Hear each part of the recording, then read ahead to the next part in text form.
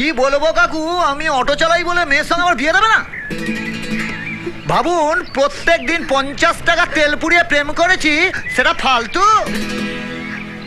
তোমার বাবা তোমায় কি খাইয়েছে? পুঁটি মাছের ঝোল, আর আমি 80 টাকার বিরিয়ানি খাওয়াবো, বুঝেছ?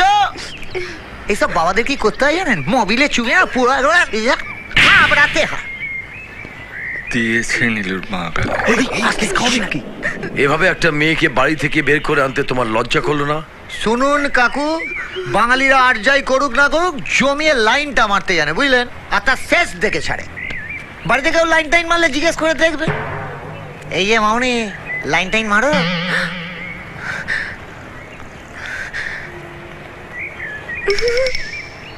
এইটা নীলুর ডান গালে। চুপ কর না। প্রেম, হ্যাঁ, সীমার বাবা জানতে পেরে গেছে তুই ওকে নিয়ে পালিয়ে গেছিস। ওর আত্মীয় স্বজনরা সব খুঁজছে। এই যা তো যা, খুঁজতে বেরিয়েছে। এই আত্মীয় স্বজন গুলোই না যত নষ্টের গোড়া। এরা ওই পাম্প বেরোবে না, মেয়ের বাবাগুলোকে ফোলায়। কি উচিত জানেন? এইসব বাপগুলোর না মাথায় বরফ চাপিয়ে নিচে সলতেতে আগুন লাগিয়ে দাও। প্রেম, sorry sorry sorry sorry sorry darling, আসলে বিয়ে বলে না খিস্তি দিতে পারছি না।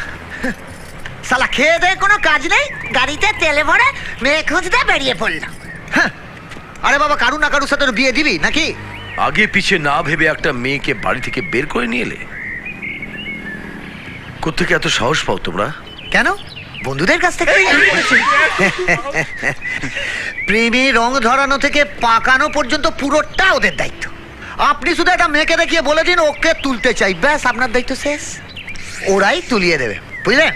তারপর ধরুন প্রথমে সিনেমা হল, সিনেমা হল থেকে তারপর পার্ক, তারপর ধরুন পার্ক থেকে ম্যারেজ রেজিস্টার অফিস, পুরো রাস্তাটা ওদের ছকা।